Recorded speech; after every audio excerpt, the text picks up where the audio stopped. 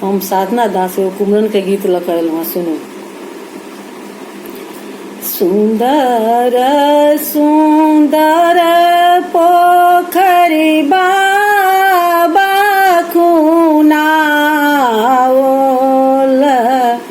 पापा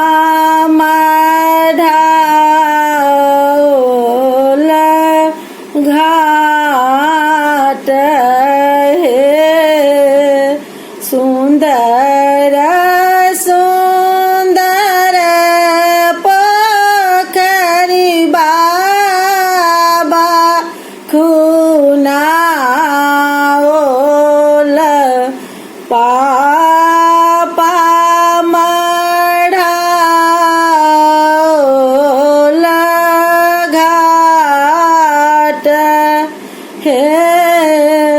ताही पोखरी चलली कुमारन कराए 10 5 सखी संग साथ ही पोखरी चलली कुमारन कराए 10 5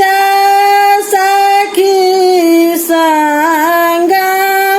साथ पुरैन पात परसिया के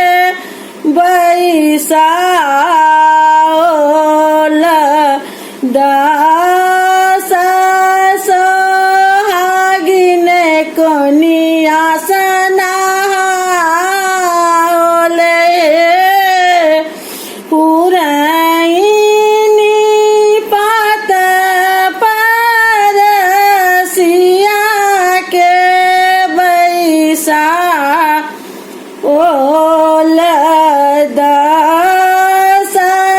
सोहागिन कोनिया सनाओल नहा ए सुना सिया खोइचा बटला नी सखी सब मंगल गावत जाई है नहा ए सुना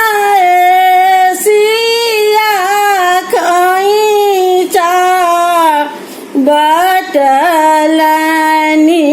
सखी सब मंगल गावत जाई है सुंदर सुंदर पोखरी बाबा खुनाओल पापा मढ़ाओल घाट